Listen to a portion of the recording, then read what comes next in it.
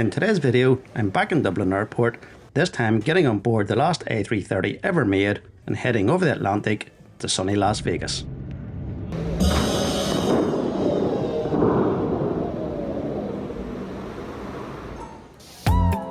So here I am again, back in Dublin Airport. It's fast becoming my second home, but this time I'm taking another Aer Lingus flight, but we're heading over to Las Vegas. After clearing security and US pre-clearance, I had a bit of time to look at what's bringing me across the Atlantic. And here it is, the last A330-300 ever built. Delivered 5 years ago, called St. Dallian. It's the youngest A330 in the Aer Lingus fleet.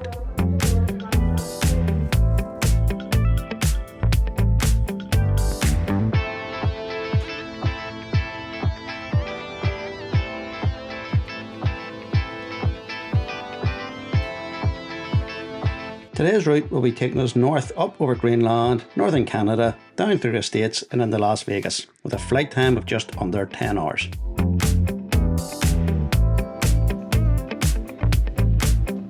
About 30 minutes before departure, they started the boarding process, and as usual, after boarding the business class and priority passengers, they started general boarding from the rear of the aircraft.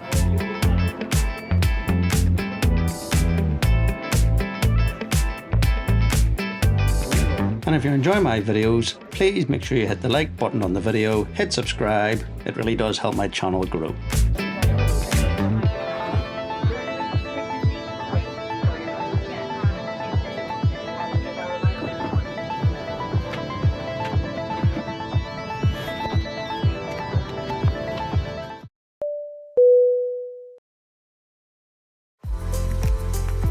Today I'm in seat 10K. It wasn't long after sitting down that we started to get pushed back. Then I think we had one of the longest taxis I've ever had at Dublin Airport. It brought us up to the northern runway, and then we took off from there in a westerly direction.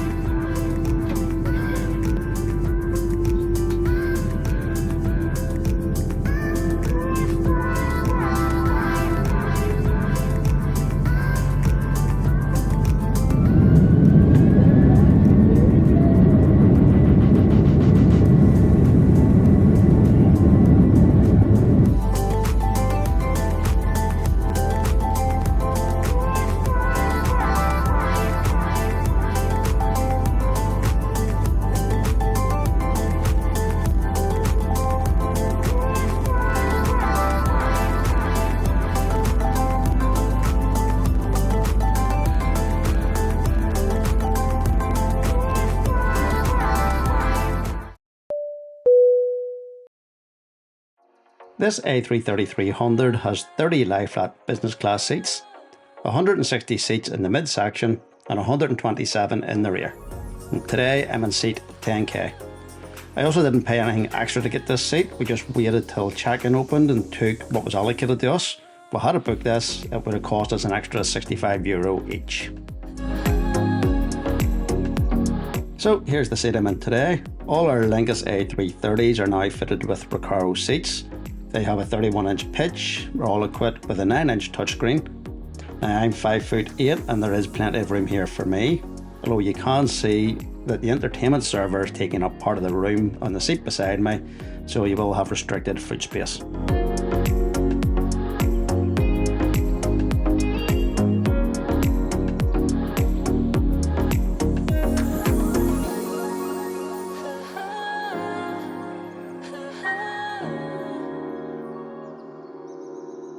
And it's always nice that when you arrive in your seat, when you're getting on, there's always a pillow and blanket waiting for you.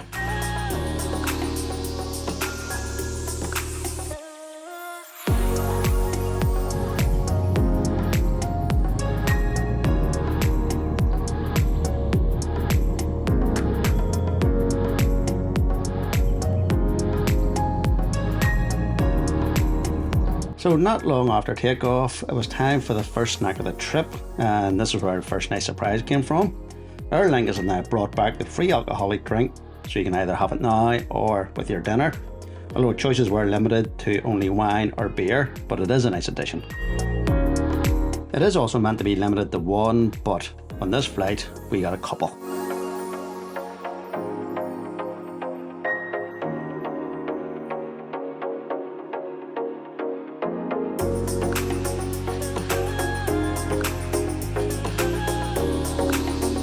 The entertainment system is responsive and has been updated with all the new cabin fit-outs across the whole A330 fleet, but I've definitely seen better on other airlines. It does have a good selection of both old and new films to choose from. There's plenty of TV programmes to watch.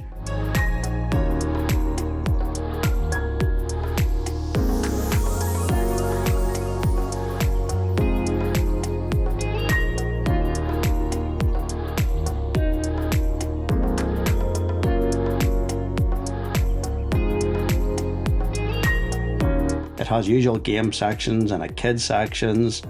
They look pretty good for the wee ones.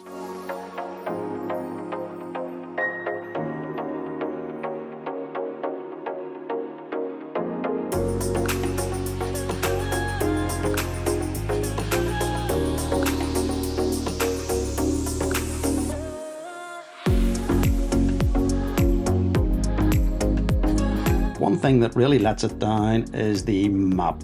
It is very basic, cycles through 5 or 6 screens, there's no way to interact with it or change any of the views, and I've certainly seen much better on other airlines.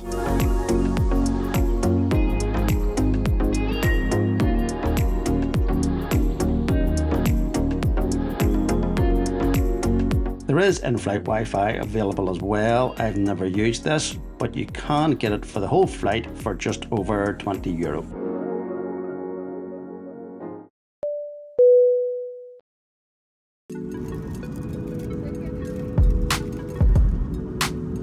About an hour and a half into the flight, they started to serve the main meal. Today I went for chicken and pasta. It also came with a small salad and some wheaten bread and butter. The meal itself was nice, even if it's nothing special to look at, but the wheaten bread is also a nice change from all the other airlines that just have bread rolls.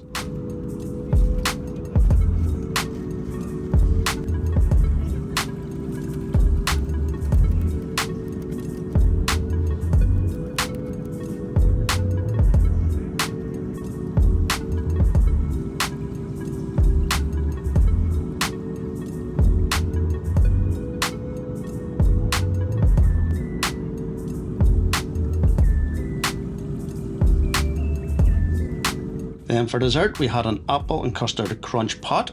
That was actually quite tasty as well.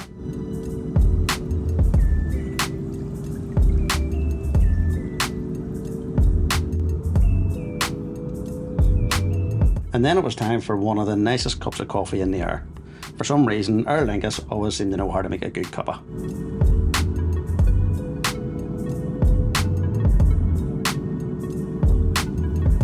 And then it was time to sit back and enjoy some of the spectacular views flying over Greenland.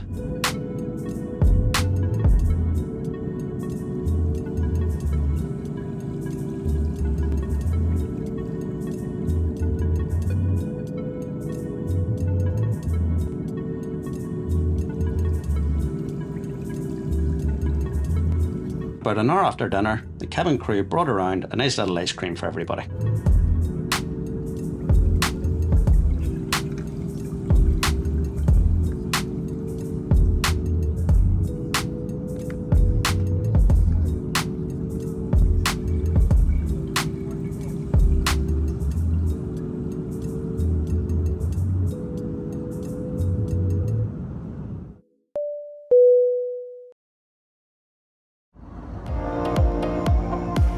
We're about 6 hours into the flight now.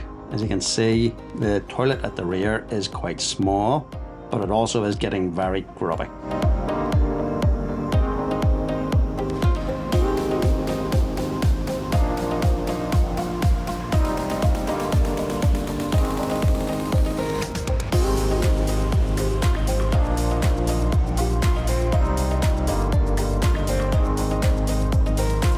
So this is the rear cabin. As you can see, 42G is actually a very good seat. I have said in it before. You'll not have anybody beside you, you're not going to get bumped by any carts, and you do have plenty of leg space.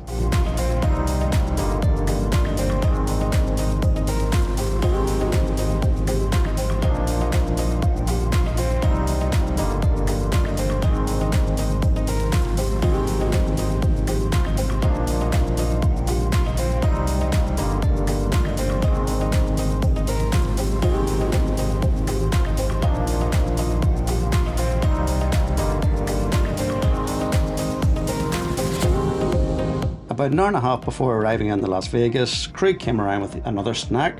This time it was a hot and cheesy roll. Tasted quite nice. And of course, another cup of coffee.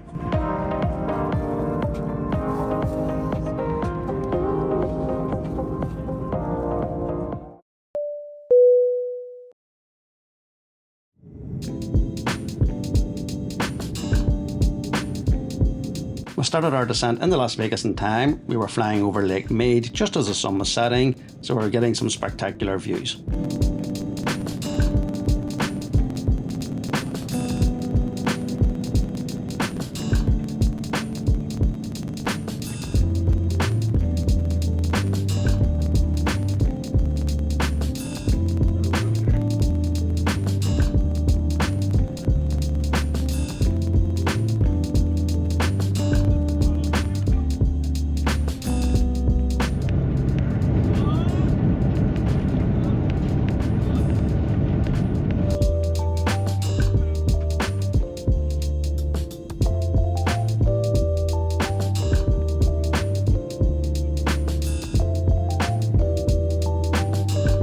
Once we had arrived at the gate, it didn't take us that long before we started to disembark from the aircraft.